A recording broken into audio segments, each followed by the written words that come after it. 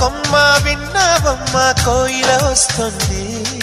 విన్నానమ్మ తీయని వేణువు రమ్మను పిలుపులని.